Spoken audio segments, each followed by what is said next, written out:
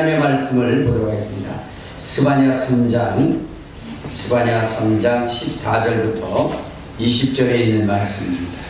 스바냐 3장 14절부터 20절 우리 다 같이 한 목소리로 합독하도록 하겠습니다. 시작. 시온에 따라 노래할지어다. 이스라엘아 기쁘게 부를지어다. 예루살렘 따라 전심으로 기뻐하며 즐거워할지어다. 여호와가 내 흉보를 제거하였고 내 원수를 쫓아냈으며 이스라엘 왕 여호와가 내 가운데 계시니 내가 다시는 화를 당할까 두려워하지 아니할 것이라.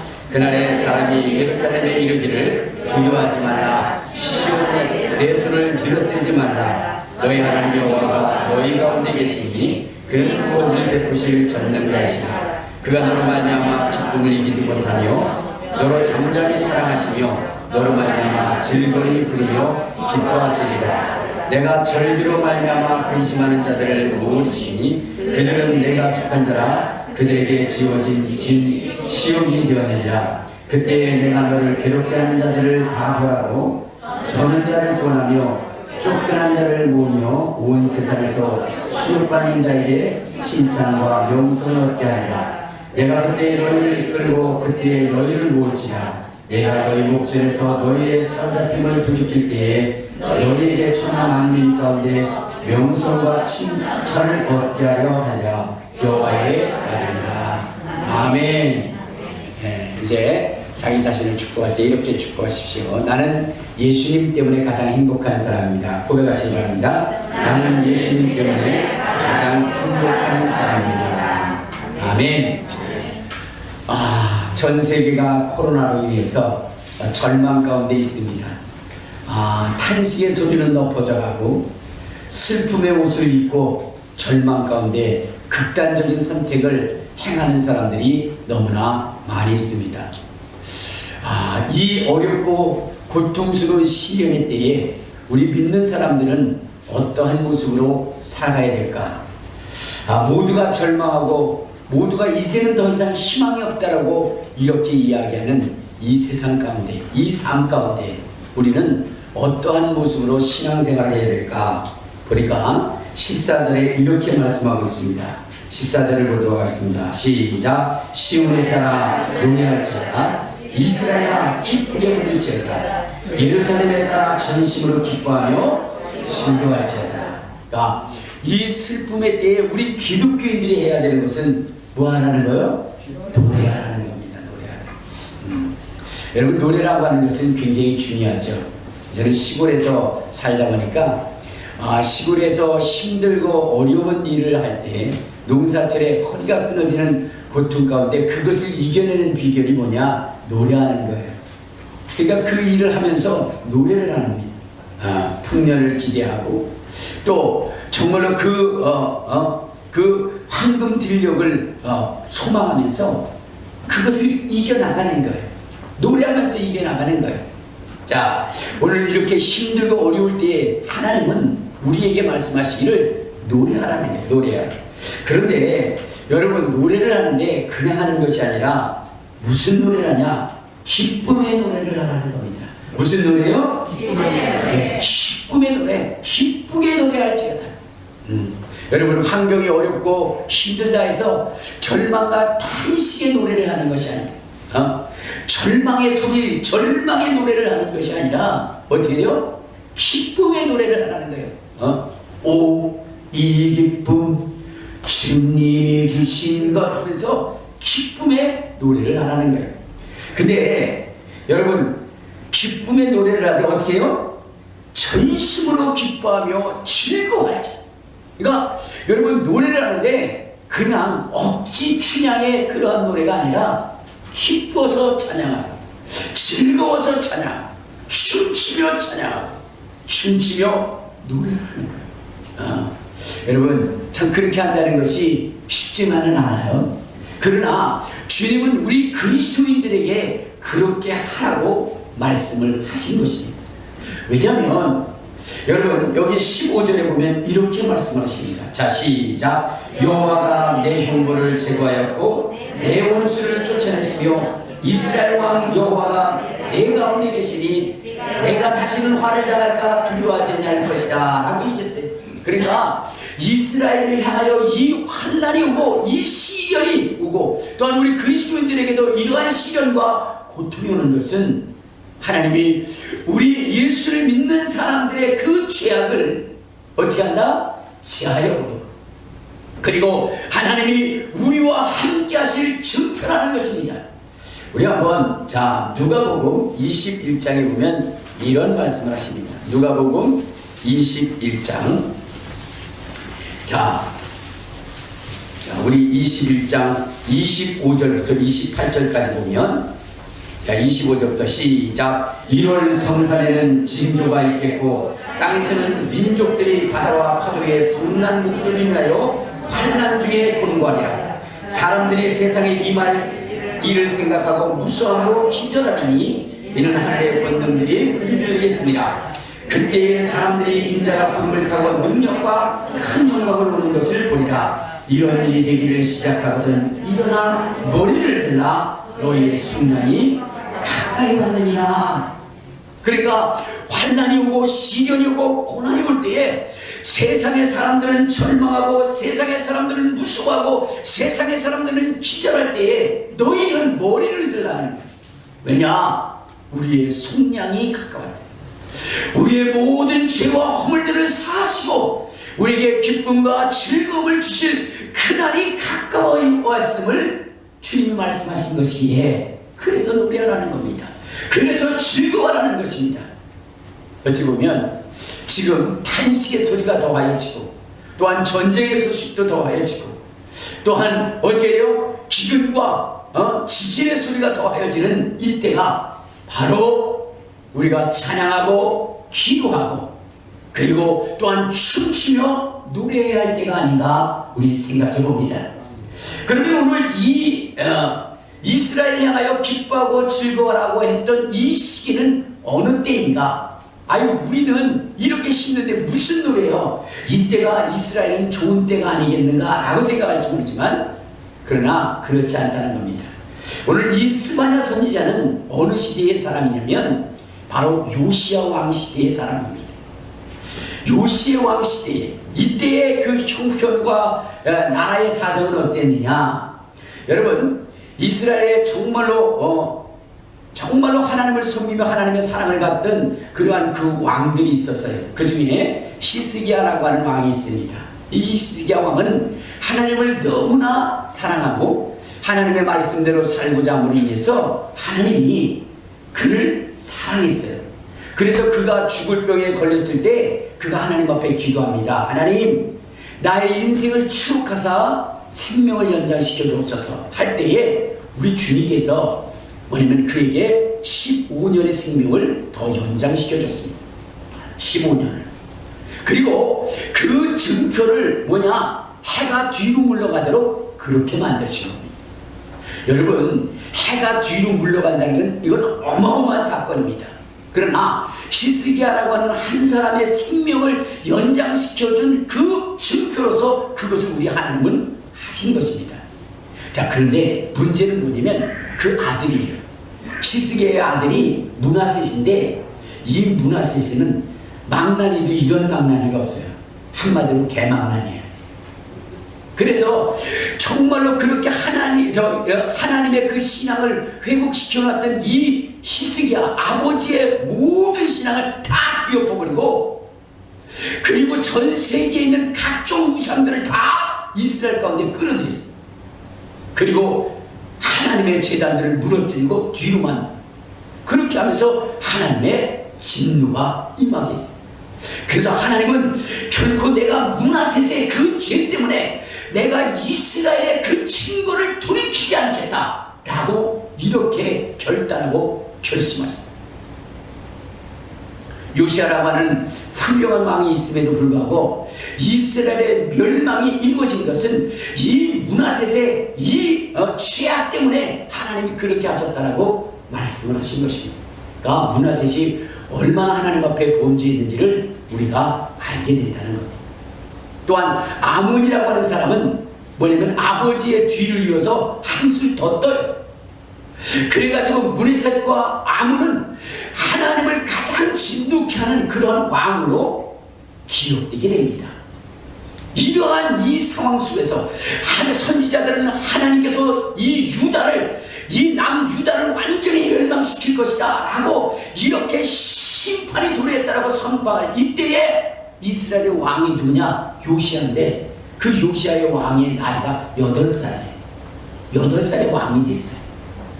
가장 힘들고 고통스러운 그 상황 속에서 8살짜리 왕이 일을 하면 얼마나 하겠습니까? 그러니까 어찌 보면 그것은 완전히 절망의 그러한 그 상황에 처해있죠. 이러한 이 절망적인 상황에 스바냐 선지자는 이스라엘을 향하여 유다를 향하여 뭐라고 얘기하느냐? 기뻐할지어다, 노래할지어다, 춤추며 찬양하며 노래할지어다 라고 이렇게 말씀을 하시는 것입니다. 지금 환난이 임하고 모든 사람들이 두려워 떨고 무서워할 이때에 이 스바냐 선지자는 말하기를 이스라엘 백성들아, 이스라엘 딸들아, 기뻐하며 즐거워하며 노래할지어다 라고 이렇게 얘기하는 것입니다. 이유가 무엇일까요? 하나님이 그 이스라엘의 죄악을 도말하시겠다는 겁니다. 그리고 이 징계의 날이 끝나면 하나님이 그들을 회복하시겠다는 겁니다. 그리고 이 환난과 고난 속에서도 내가 이스라엘과 함께하겠다, 유다와 함께하겠다, 하나님이 그렇게 선포했기 때문입니다. 그래서 증거하는 거예요. 잠시 잠깐의 시련과 고통은 있다 할지라도 그래도 기쁨으로 즐거움으로 감사함으로 하나님께 찬양하라고 말씀하신 것입니다. 왜냐? 우리 한번 시편 89편에 보면 이런 말씀이 있어요. 시편 89편 우리 23절에 보면 시편 우리 89편 우리 29절부터 봅시다. 시작. 또 그의 후손을 영광하게 하여 그의 왕위를 하늘의 날과 같이 하리로다. 만일 그들의 자손이 내 법을 버리며 내 규례대로 행하지 않으며 내 율례들을 깨뜨리며 내 계명을 지키지 않으면 내가 휘소리로 그들의 죄를 다스리며 채찍으로 그들의 죄악을 벌하리로다. 그러나 나의 인자함을 그에게서는 다 거두지 아니하며 나의 성실함도 해하지 아니할 것이다. 그러니까 비록 이스라엘 백성들이, 유다 백성들이, 또한 유다 왕이 범죄를 한다 할지라도 하나님이 그를 영원히 버리지 않겠다는 거예요. 다윗에게 소금 언약으로 하나님이 언약했기 때문에 그 환난과 시련은 있다 할지라도 그 속에서 영원히 버림을 받지 않고 그들이 죄를 지면 그들을 인생의 채찍으로 그들을 진책하여 돌이키게 하고 하나님은 그들을 축복한데 36절 37절에 보면 이렇게 얘기합니다. 시작. 그의 후손이 장구하고 그의 왕위는 해같이 내 앞에 항상 있으며 또 군중의 확실한 증인달같이 영원히 견고하게 되리라 하셨도다. 그러니까 여러분 이런 문하셋과 아몬과의 그러한 그 죄악으로 말미암아 이스라엘에게 그러한 형벌이 가해진다 할지라도 그 형벌은 이스라엘의 죄악을 사여주기 위한 징벌일 뿐이지 그들을 멸망시키기 위한 부분이 아니라는 것을 하나님은 확실히 말하고 있으니 그러니 그 환난 중에서도 기뻐하고 즐거워하고 찬양하라. 오늘 여러분들이 당한 그 환난은 여러분들을 무너뜨리고 여러분들을 쓰러뜨리고 여러분들을 피망으로 이끌기 위한 것이 아니라 하나님이 다시금 여러분들을 세우고 여러분들을 정의하고 정결케 하고 거룩하게 하고 하나님의 복으로 복받게 하기 위한 그러한 과정이라는 것을 아시고 이때 하나님을 찬양하고 하나님을 찬송할 수 있는 저와 여러분 되시기를 주님의 이름으로 축원합니다. 주님의 이름으로 축원합니다. 찬양하라 내 영혼아, 찬양하라 내 영혼아, 내 속에 있는 것들아 다 찬양하라. 할렐루야. 하나님은 우리와 함께 하시는 것입니다. 우리와 영원히 함께 하십니다. 곤고한 날에도 우리와 영원히 함께하는 것이니 우리가 절망하지 말고 탄식하지 말고 오히려 이때 하나님을 찬양할 수 있는 우리 모두가 되시기를 바랍니다. 아멘. 어떤 그리스도인이 하나님의 약속을 믿고 열심히 살아가다가 주님의 나라에 가게 됐습니다. 그가 약속받은 것은 그것이에요. 내가 환난을 당하든 고난을 당하든 내가 언제든지 간에 너와 함께 할 것이다. 아멘. 그 그리스도인은 그 약속의 말씀을 믿고 열심히 살아왔습니다. 그리고 주님 앞에 갔어요. 그리고 자기의 인생의 발자국을 뒤돌아보고 싶었습니다. 그래서 자기의 인생의 여정의 발자국을 보여달라고 그랬습니다. 그런데 그의 인생의 발자국에는 두 발자국이 있었습니다. 하나는 그 그리스도인의 발자국이었고 하나는 예수님의 발자국이었습니다. 이 그리스도인은 하나님이 예수님이 자기의 약속을 지키셨구나 하며 기쁨으로 그 과정을 보는 가운데 평온할 때에는 두 발자국이었는데 환난의 때에 발자국이 하나밖에 없었던 거예요. 자기의 발자국밖에 없었던 겁니다. 평온의 날에는 예수님도 계셨는데 환난의 날에는 자기 발자국밖에 없어 주님 앞에 물어봤습니다. 주님, 어찌하여 평온의 날에는 나와 함께 하셨는데 고난의 때에는 주님 나와 함께 하지 않았습니까? 라고 했을 때 예수님은 이렇게 말씀하셨습니다. 그 고난 시대에 발자국이 하나 있는 것은 그것은 내 발자국이 아니라 내 발자국이다. 내가 환난에 내가 너를 안고 걸어갔기에 네 신앙이 유지되는 것이다. 그렇습니다. 여러분, 환난의 때에 우리 주님이 우리를 안고 가시기에 우리는 그 환난을 능히 이길 수 있는 것입니다. 그러므로 여러분들이 시련을 당하고 고난을 당할 때에 좌절하고 낙심하지 말고 혼자라고 생각하지 말고 주님이 여러분들을 안고 가신다는 것 속에 하나님을 찬양할 수 있는 저와 여러분 되시기를 주님의 이름으로 축원합니다. 여러분, 이 환난의 때에 우리 하나님이 찬양하라 하신 이유는 무엇이면 우리 다시 한번 스가랴 3장 17절을 한번 보도록 하겠습니다. 거기에 보면 우리 주님이 이렇게 말씀하십니다. 3장 17절 시작. 너희 하나님 여호와가 너희 가운데 계시니 그는 구원을 베푸실 전능자이시라. 그가 너로 말미암아 기쁨을 이기지 못하시며 너를 잠잠히 사랑하시며 너로 말미암아 즐거이 부르시며 기뻐하시리로다. 여러분, 우리가 이 환난 가운데 기뻐해야 할 것은 하나님이 우리를 사랑하신다. 하나님이 우리를 사랑하시는데 그 기쁨을 이기지 못한다는 것. 그 기쁨을 이기지 못한다. 여러분 그런 사람 바라보셨습니까? 여러분 때문에 정말로 기쁨을 이기지 못하여 정말로 날뛰고 즐거워하며 그렇게 하는 그 사랑하는 사람을 보셨습니까? 물론 우리의 부모가 우리를 사랑할 때 그렇게 사랑하시겠죠. 그런데 여러분, 부모의 사랑도 한계가 있는 것입니다. 김성자 씨라고 하는 분이 계십니다. 네, 그분은 전도사님이시고 지금은 장애인 방송의 MC로 활약을 하시고 전 세계를 다니면서 간증을 하시는 분이십니다. 이분이 정말로 이 세상에 태어났는데 그렇게 이쁘게 태어나고 그렇게 키도 훌륭하게 그렇게 크게 아주 모든 남성들의 마음을 흔들 만큼의 그러한 미모와 그러한 그 몸매를 가지고 세상에 태어났어요.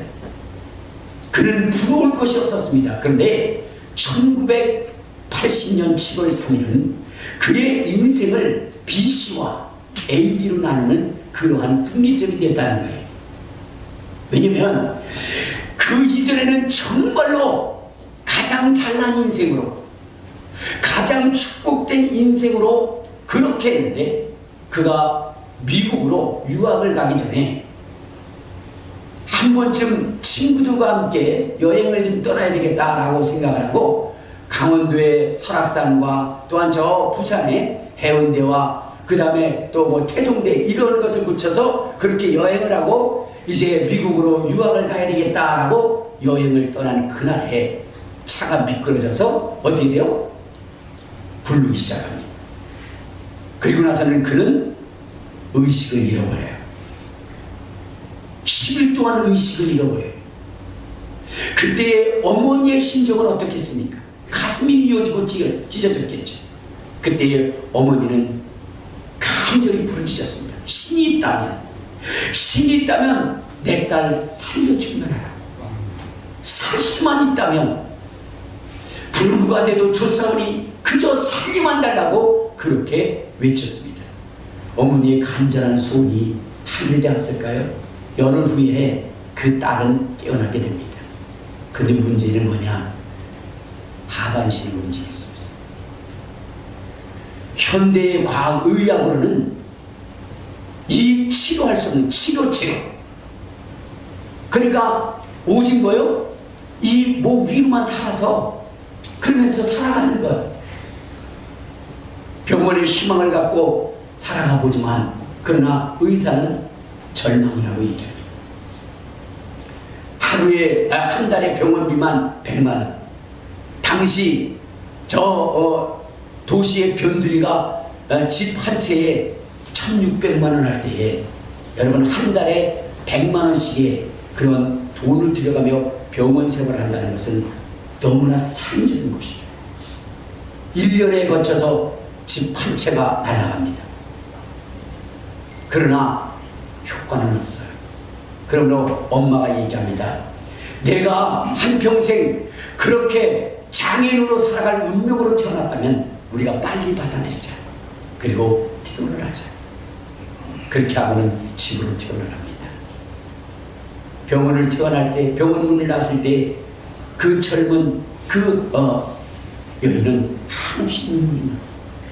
그래도 병원에서 의학의 힘을 벌여서 조금이라도 뭔가 진전을 보고자 했으나 그러나 이제는 그 병원조차 포기했어요. 집에서 그저 갇혀서 아무것도 볼 수 없고 그저 집안에 갇혀서 숨만 쉬어야 하는 그러한 그 인생의 처량한 처지를 생각하며 비관하기 시작합니다. 그러나 어머니의 따뜻한 보살핌이 있었기에 하루를 견뎌나갔죠. 근데 여러분 김병의 효자 없듯이 여러분 자식의 병도 마찬가지입니다. 그것도 한두 달이고 2년이지 몇 년의 세월 동안 정말로 그의 대소변을 받아놔야 되는 그러한 그 상황이 되고 그의 곁을 떠날 수 없는 상황이기 때문에 여러분 탄식의 소리가 나요. 어느 날 그 딸은 어머니의 탄식의 소리를 들었어요. 눈이 저렇게 초롱초롱하니 물건이라면 갖다 버리기라도 하지. 물건이라면 갖다 버리기라도 하지 하면서 탄식하는 엄마의 그 소리를 들을 때에 가슴이 찢어지고 미어졌습니다. 그래서 자살을 시도해보지만 어떻게 움직여서 어떻게 해볼 상황이 되지를 않는 거예요. 그러니 자살도 할 수 없는 상황이 됐습니다.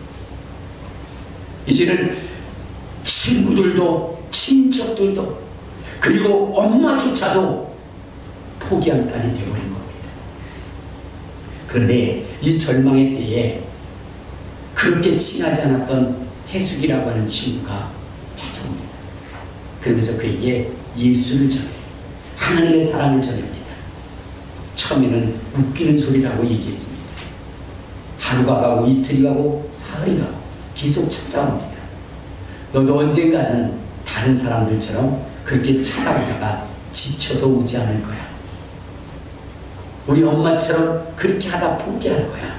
그런데 이 친구는 계속해서 찾아옵니다. 그리고 주님의 사랑을 전합니다. 그러는 가운데 그 마음의 문이 열려지기 시작해요. 그리고 주님을 만납니다. 주님을 만납니다. 여러분 절망의 날, 슬픔의 날 그는 주님을 만납니다. 그래서 그의 인생의 삶들이 달라지기 시작하는 거예요. 갇혀있던 그 삶, 그래서 절망했던 그 삶 가운데 희망을 바라보게 되고 소망을 바라보게 됩니다. 그러고 그는 노래하고 찬양합니다. 그러던 어느 날 그 해숙이라는 친구가 또 와서 이렇게 얘기하는 거예요. 성자야, 성자야, 하나님이 너를 쓰시겠네. 하나님이 너를 쓰실 거래 라고 하는 그 응답을 받았어. 뭐 그게 귀에 들어오겠습니까? 주님을 만난 것만 해도 행복하지. 여러분, 우리는 이 절망의 때에 어떻게 돼요? 주님을 찬양해야 돼요. 주님을 불러야 됩니다. 즐거워해야 됩니다. 세상은 절망하고 세상은 탄식하고 세상은 정말로 극단적 선택을 한다 할지라도 우리는 이 순간에 오히려 하나님을 찬양하고 하나님의 이름을 높이며 하나님의 이름을 영광하게 해야 될 것입니다. 그러면 하나님께서 귀한 일을 하시는 것입니다. 그는 그 어렵고 힘든 가운데도 주님을 찬양하기 시작합니다. 주님을 부르기 시작합니다. 그러다가 이제 어떻게 되냐면 신학교에 가게 돼요. 신학교에 가게 되고 또 때로는 신학교에서 봉사활동을 할 때 거기에 쫓아가게 됩니다. 이때에 자기는 움직일 수 없기 때문에 휠체어를 타고 있기 때문에 휠체어를 밀어줄 봉사자가 필요한 거예요. 그래가지고 왔는데 왜냐면 멋지게 생긴 아주 멋지게 생긴 그러한 청년이 그에게 나요. 그리고 나서는 그 청년이 김성자 씨를 데리고 다니는 거예요. 이것저것 밀고 다니는 거예요.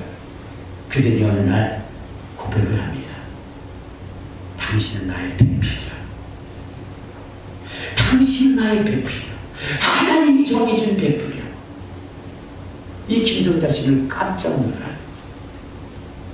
아니, 자기는 지금 하반신이 마비가 돼서 아무것도 할 수 없는 그런 사람인데 배필이라니 말도 안 된다. 그것도 뭐냐면 14살이나 어린 14살이나 연하인 그 청년이 이 김정사 씨한테 어떻게 돼요?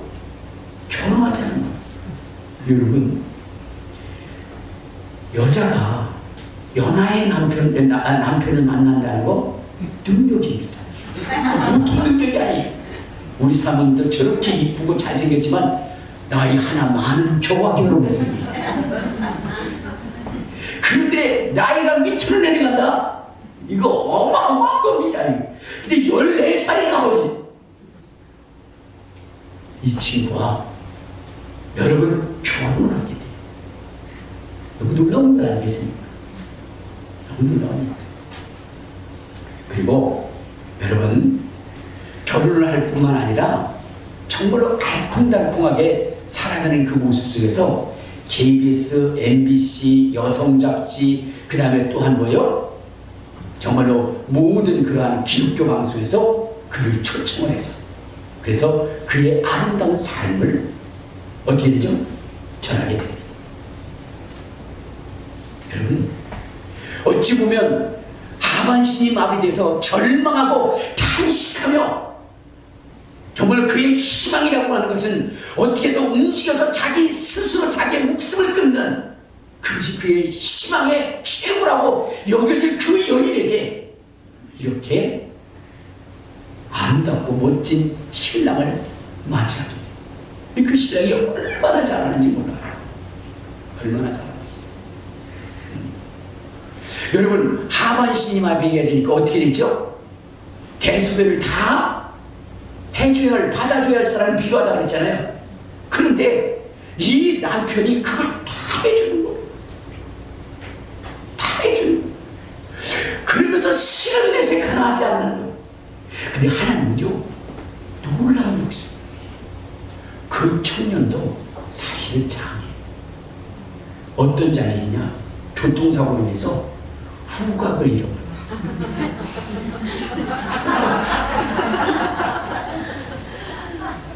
냄새를 못 맡아요. 자, 어머니는 딸이랑 자식이랑 그 대소변을 받아낼 때 어떻게 됐습니까? 냄새 나잖아요, 그죠? 이 어렸을 때 이쁘지. 어렸을 때 이뻐서 어렸을 때 똥을 싸도 이쁘죠. 다 큰 처녀가 똥 싸고 있어봐요. 바지에다가. 그게 이쁩니까? 응? 냄새 나죠? 그러니까 빨면서 하면서 아이고 내 신세야 내 신세야 하면서 그렇게 탄식하는데 이 청년은 그거 빨면서 즐거워하는 거예요. 찬양을 부르는 거예요. 하나님 맺어준 현상별필 하나님 그렇게 좋게 하시는 분입니다. 절망의 날에 탄식하고 정말로 절망의 날에 낭만하고 절망의 날에 슬퍼하는 사람들에게는 주님이 뭐냐면 슬프게 할 수도 있지만 그러나 그때에 도리어 하나님을 찬양하고 하나님을 찬미하고 하나님께 영광 돌리기는 좋은 것을 허락한다는 것을 여러분 아시고 혹여라도 여러분들이 슬픔과 고난에 있다고 한다면 지금 이 순간 찬양하고 지금 이 순간 기뻐하고 지금 이 순간 하나님께 영광을 돌릴 수 있는 저와 여러분 되시기를 주님의 이름으로 축원합니다. 주님의 이름으로 축원합니다. 여러분 우리는 환난의 날에 원망하지 말고 불평하지 말아야 되는 거예요. 성경에 보면 요셉이라고 하는 사람이 있어. 이 요셉이라고 하는 사람이 꿈을 꾸게 됩니다. 하나님이 정말로 별단 12단이 자기에게 절을 하고 정말로 해와 별과 달들이 자기에게 절하는 것을 보게 됩니다. 그 일로 인해서 이 요셉은 형제들에게 미움을 받고 애굽으로 팔려갑니다. 여러분 그때의 그 요셉은 형들에 의해서 애굽으로 팔려갈 때에 그의 마음이 얼마나 아프고 얼마나 괴롭고 얼마나 절망스러웠겠습니까? 그런데 요셉은 뭐라고 얘기하느냐? 형통이라. 뭐라고요? 형통이라. 크게 뭐라고요? 형통이라. 자, 우리 한번 창세기 39장을 한번 봐요. 자, 창세기 39장에 보면 이렇게 됩니다. 1절 2절을 한번 봐요. 1절 2절 3절까지. 자, 시작. 요셉이 이끌려 애굽으로 내려가매 바로의 신랑 친위대장 애굽 사람 보디발이 그를 그리로 데려간 이스마엘 사람의 손에서 요셉을 사니라. 여호와께서 요셉과 함께 하심으로 그가 형통한 자가 되어 그의 주인 애굽의 사람에게 집에 있으니. 자, 거기까지 합니다. 뭐라세요? 그는 형통하였다. 형통하였다. 그런데 이 사람이 여기서 열심히 일을 하다가 또 뭐요? 보디발의 아내에게 누명을 쓰고 또 옥에 갇히게 됩니다. 그때 옥에 갇혔을 때 또 뭐라 그러냐? 23절 시작. 간수장은 그의 손에 맡기는 것을 무엇인지 살펴보지 않았으니 이는 여호와께서 요셉과 함께 하시니라. 여호와께서 그를 범사에 형통하게 했다. 그러니까 여러분 감옥에 갔는데도 그를 뭐라고 고백해요? 형통했다. 여러분 감옥에 갔을 때 무슨 형통입니까? 근데 그는 형통이라고 얘기해요. 또 여러분 그가 갇혀있을 때 떡 굽는 관원장과 술을 바치는 관원장이 둘이 뭐요? 범죄를 해서 들어오게 됩니다. 그때 어떻게 됐어요? 그들이 꿈을 꾸게 됩니다. 이때 요셉이 꿈을 해몽해 주죠. 그래서 떡 굽는 관원장은 어떻게 된다? 죽임을 당할 것이고 술을 따르는 자는 다시 복원될 것이니 네가 그 위치에 복원되었을 때 복귀되었을 때 나를 기억하여 왕에게 뭐요? 내가 억울한 자임을 호소하게 해달라 라고 얘기했어. 알았다. 그렇게 얘기했더니 이놈 까마귀 고기를 구워 먹으면서 나가자마자 잊어먹어. 여러분들하고 똑같아요. 설교 듣고 문 열자마자 잊어먹어. 무슨 설교를 했는지. 그러니까 새카맣게 잊어먹고 여러분 옥에서 2년을 더 버팁니다. 그럼에도 불구하고 요셉은 형통하다라고 나는 형통한 자라고 그렇게 고백하게 했다는 것입니다. 그러니까 여러분 우리도 환난할 때 어떻게 해요? 정말로 아무도 돕지 않고 자기 혼자 그 슬픔을 당할 것이라고 이렇게 생각하지 마시고 오히려 하나님이 나와 함께하는 순간이 나는 형통한 사람이다. 나는 형통한 사람이라 그렇게 외치는 저와 여러분 되시기를 주님의 이름으로 축원합니다. 주님의 이름으로 축원합니다. 이 코로나의 때 나는 형통한 사람이다 고백하시기를 바랍니다. 제가 이 코로나의 때에 그러면 나는 형통한 사람이다 세 번 고백하도록 하겠습니다. 이 코로나의 때에 나는 형통한 사람이다. 이 코로나의 때에 나는 형통한 사람이다. 이 코로나의 때에 나는 형통한 사람이다. 그렇습니다. 우리는 흉통한 사람이라 고백하며 나가야 되는 것입니다. 여러분, 하나님께서 이스라엘 백성들에게 뭐라고 얘기했냐? 노래하고 즐거워라. 지금 왕은 8살이 되어서 그래서 너희들을 통치할 수 없는 그러한 존재로 보이지만 내가 함께하여 너희들을 형통하게 할 것이니 기뻐하고 즐거워하고 춤추며 노래하라. 이렇게 이야기를 했습니다. 그러면서 지금 너희들에게 당하는 이 환난은 첫째는 바로 너희의 죄악을 제하기 위한 것이고, 둘째는 내가 너를 향한 뜨거운 사랑을, 내가 너희를 향한 뜨거운 사랑을 보여주기 위한 것이고, 세 번째는 너희도 하금 칭찬과 명성을 얻게 하려 하시니라. 우리 한번 다 스바냐 3장을 한번 다시 한번 봐요.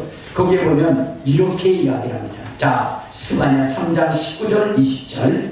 자, 시작. 그때 내가 너를 괴롭게 하는 자를 다 벌하고 저는 자를 구원하며 쫓겨난 자를 모으며 온 세상에서 수욕받는 자에게 칭찬과 명성을 얻게 하리라. 내가 그때 너희를 이끌고 그때 너희를 모을지라. 내가 너희 목전에서 너희의 사로잡힘을 돌이킬 때에 너희에게 천한 만민 가운데서 명성과 칭찬을 얻게 하리라. 여호와의 말이니라. 이 절망의 순간 가운데 하나님이 이렇게 환난을 보내시면 내가 너희로 하여금 칭찬과 명성을 얻게 하기 위한 것이니 찬양하고 노래하고 춤추는 겁니다. 여러분, 이스라엘이 나라를 빼앗겼을 때 2000여 년 동안 뭐요? 그들은 학살을 당하고 몰살을 당합니다. 그럼에도 불구하고 그들이 하나님을 찬양하고 찬미하며 하나님은 그들을 2000년 동안 나라 없었던 그 민족을 정말로 나라를 되찾게 하고, 그리고 뿐만 아니라 400만의 인구를 가지고 2억을 대적하여 6일 만에 전쟁을 승리하게 하는 이 엄청난 역사를 이루하러 전 세계가 이스라엘로 하여금 명성과 위대함을 얻게 만들어 주신 겁니다. 여러분, 오늘 이 고난과 이 시련 때에 우리가 하나님을 찬양하고 찬송하면 이 시기가 지나고 나면 우리가 명성과 칭찬을 얻을 수 있는 그 소망과 희망을 가지시기를 주님의 이름으로 축원합니다. 주님의 이름으로 축원합니다. 요셉이 형에게 미움을 받고 보디발의 아내의 누명을 쓰고, 그리고 정말로 그 관원장의 그 부유함도 잊지 못했지만 그는 절망하고 탄식하지 않고 그는 하나님을 찬미하며 형통하리라 이야기했더니 결국 때가 이름에 바로에게 꿈을 꾸게 하고 그 꿈을 해석하게 함으로 하나님이 그를 어떻게 만드느냐. 우리 한번 창세기 41장, 창세기 41장 우리 41절부터 44절까지 보면 이렇게 얘기합니다. 자, 시작. 바로가 또 요셉에게 이르되 내가 너를 애굽 온 땅에 총리가 되게 하노라. 자기의 인장반지를 빼어 요셉의 손에 끼우고 그에게 세마포옷을 입히고 큰 사슬을 목에 걸고 자기에게 있는 봄 수레에 그를 태우며 무리가 그의 앞에서 소리를 지르기를 엎드리라 하더라. 바로가 그에게 애굽 전국을 총리로 다스리게 하였더라. 바로가 요셉에게 이르되 나는 바로라. 애굽 온 땅에서 내 허락 없이는 수족을 놀릴 자가 없느니라. 할렐루야, 할렐루야. 여러분, 이 요셉의 그 시련의 날을 통과하고 나니까 하나님께서 이 요셉에게 칭찬과 명성을 얻게 만들었다는 거예요. 여러분, 우리도 이 시련의 때에 어떻게 해요? 하나님을 찬미하면 하나님이 우리로 하여금 칭찬과 명성을 얻게 하네. 여러분, 김성자 전도사님이시죠. 그분이 아까 얘기했잖아요. 하반신이 돼서 엄마의 손을 빌어서 대수변을 그러한 것을 처리할 때에 여러분, 엄마가 원망하고 불평하는 소리를 들었다고 그랬잖아요. 그렇죠? 그런데 좋은 남편을 만나게 됩니다. 그리고 그 남편이 그 모든 것들을 다 합니다. 그런데 놀라운 것은요, 어떻게 되느냐, 그 어머니가 홀로 사시는데 류마티스 관절염으로 인해서 수족으로 움직일 수가 없게 되는 거예요. 그래서 어떻게 돼요? 그 딸, 그 사위가 자기 집으로 모시고 자기 자기 집으로 모셔봤을 때 이 사위가 장모님의 대소문도 다 깨끗하게 처리해줘요. 아니 아내 처리하기 힘든데 장모님까지 그 대소문을 다 처리해주는데 그 대소문 처리하면서 찬송을 부르며 기뻐하는 거예요. 여러분, 그런 사이가 어떻게 있습니까?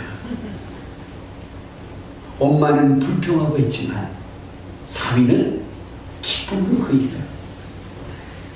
그런 세월을 사시다가 이제 엄마가 하늘나라로 가게 되는데 세상을 뜨기 전에 그렇게 고백을 합니다. 하나님은 참으로 놀라운 분이다. 너에게 저렇게 착한 남편을 주고 나에게 이렇게 소중한 삶을 주고 나는 너무나 행복한 인생을 살아. 그리고 내가 건강할 때에도 정말로 전국적으로 다니지 못했던 이 대한민국의 아름다운 땅을 내가 휠체어에 앉아서 사위의 그러한 그 도움으로 전국을 돌아다니면서 나는 아름다운 것들을 봤다. 너무나 행복한 삶이었다.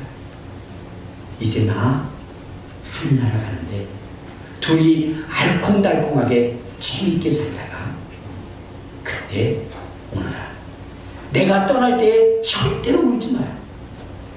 나는 이 세상에서 너무나 아름다운 사랑을 받고 가라. 울지 말거라. 너의 인생이 마친 다음에 다시 만날 그날을 소망하며 엄마는 하나님 나라에 간다. 이렇게 얘기하고 세상에 뜬 거예요. 여러분, 얼마나 대단. 그래서 이러한 이 아름다운 이야기를 KBS가, MBC가, 여성동화가, 여성중앙이, 그리고 또한 여러분 기독교 모든 방송이 그것을 뭐냐면 방송하게 됐고 그것을 전하게 됐고 이분은 어때요? 세계적인 인물이 되어버리고 교회마다 가서 간증을 하게 되고 전 세계로 나가면서 간증을 하게 되고 그러므로 칭찬과 명성을 얻은 존재가 된다. 오늘 여러분들 이 고난을 위해서 절망하고 원망하고 불평하지 마십시오. 이 광야의 삶 가운데 원망하고 불평한 자들은 다 멸망을 당했어. 그러나 감사하고 찬양했던 여호수아와 갈렙은 젖과 꿀이 흐르는 땅을 차지하게 됩니다. 아멘. 마지막 우리 성경 한 구절 볼까요? 자, 우리 어디를 보시면 다니엘서 12장에 보면 이런 말씀이 있습니다. 다니엘서 12장 1절부터 3절까지 보면 이렇게 나옵니다. 자, 시작. 그때 내 민족을 호위하는 큰 군주 미가엘이 일어날 것이요 또 환난이 있으리니 이는 대국 이래로 그때까지 없던 환난일 것이며 그때 내 백성 중에 책에 기록된 모든 자가 구원을 받을 것이라. 땅의 티끌 가운데서 자는 자 중에서 많은 사람이 깨어나 영생을 받는 자도 있고 수치를 당하여 영원히 부끄러움을 당할 자도 있을 것이며 지혜 있는 자는 궁창의 빛과 같이 빛날 것이요 많은 사람을 옳은 대로 돌아오게 하는 자는 별과 같이 영원토록 빛나리라. 환난의 때에 두 부류의 사람이 나타난다는 거예요. 원망하고 불평하여 수욕 가운데 지옥으로 떨어질 존재가 있는가 하면 오히려 이때에 하나님을 찬양하고 찬미하고 찬송함으로 하나님께서 그를 궁창에 증인들과 같이 영원히 아름답게 칭찬과 존귀를 받게 할 자들이 있다는 거예요. 여러분, 우리 이 환난의 때에, 이 고난의 이 위험한 때에 여러분 아이 될 대로 되라 하는 마음으로 살아가지 마시고 도리어 이때에 기도하고 이때에 하나님 앞에 부르짖고 이때에 하나님을 찬양하고 찬양하시기를 바랍니다. 그러면 하나님께서 여러분의 인생을 높이실 것입니다. 주님의 위대하심처럼 여러분의 위대함을 드러낼 것입니다. 주님의 높고 위대하심을 내 영혼이 찬양하네. 주님의 높고 위대하심을 주를 내 영혼에 찬양하네. 할렐루야, 할렐루야. 여러분, 우리 하나님 가운데는 불가능이 없는 것입니다. 없는 것을 있는 것처럼, 죽은 자를 산 자처럼 부르시는 분이십니다. 여러분, 완전히 저 밑바닥에 가게 할지라도 다시금 지극히 높은 자리에 오르신 이가 하나님이신 것입니다. 그런데 그 일을 행할 수 있도록 만드신 그 결과는 여러분들이 만들어낸다는 거예요. 이 환난 때에 불평하고 원망할 것이냐, 아니면 찬양하고 찬송하며 기뻐하며 즐거워할 것이냐, 거기에 따라 달라진다는 것입니다. 우리는 이 환난의 때에 즐거움으로 하나님을 찬양합시다. 지금 세상은 우리를 멸시하고 우리를 미워하고 우리를 모함한다 할지라도, 여러분, 이 시기가 되면, 이 시기에 우리가 하나님 앞에 기도하고 하나님 앞에 찬양하고 하나님께 영광을 돌리면, 이것이 끝난 다음에 기독교인들은 칭찬과 존귀와 영광을 받게 될 것입니다. 그날을 기대하고 찬양하는 저와 여러분 되시기를 주님의 이름으로 축원합니다. 우리 주여 한번 부르고 통성으로